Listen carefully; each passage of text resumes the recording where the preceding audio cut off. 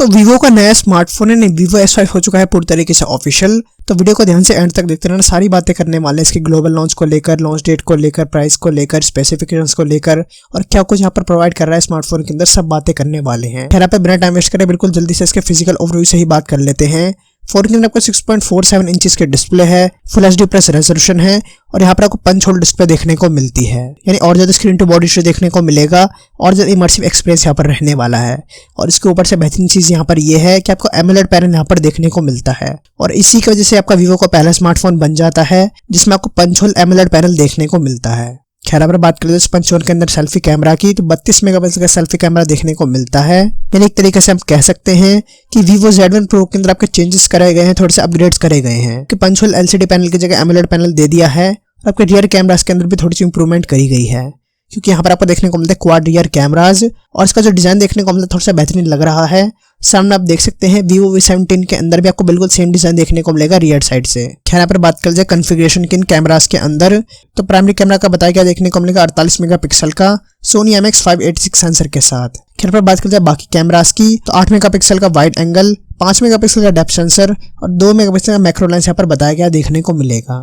खैर पर बात कर जाए बाकी स्पेसिफिकेशंस की, तो 3.5mm जैक भी देखने को मिलेगा और इस बार आपका हो सकता है कि C टाइप देखने को मिले स्मार्टफोन के अंदर।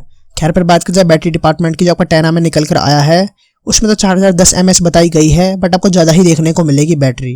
वैसे जो Vivo V17 निकल कर आया है उसमें आपको 4500 mAh बताई गई देखने को मिलेगी और क्योंकि आपका AMOLEड पैनल है तो बैटरी बैकअप में और ज़्यादा इंप्रूवमेंट देखने को मिलेगा। वैसे पर बात करें चाइनीज वेरिएंट की जो अभी लॉन्च हो रहा है Vivo S5, उसके अंदर आपको स्नैपड्रैगन 712 बताया गया देखने को मिलेगा जो आपका 10 में निकल कर आया है। स्टोरेज की बात करें तो आपको सरप्राइजिंगली बताया गया कि 8GB और 256GB तक का वेरिएंट जाएगा हाईएस्ट। वैसे चाइना में तो आपको बता दो ऑफिशियल हो जाएगा स्मार्टफोन 14 नवंबर को ही, बट यहाँ पर बात करें ग्लोबल लॉन्च की तो यहाँ पर थोड़े से मुझे लगता है कि चेंजेस करे जाएंगे और इस नाम से आपका लॉन्च नहीं होगा।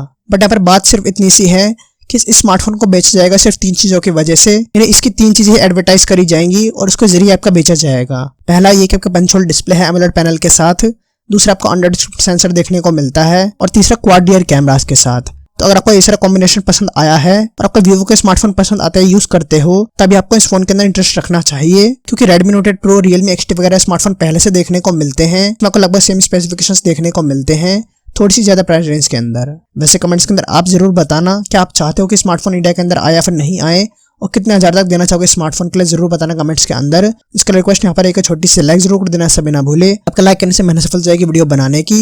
इसके अलावा बाकी वीडियो चैनल पर जाकर देखो, लाइक करने दबा दो। मिलता है, stay happy, stay blessed and bye bye.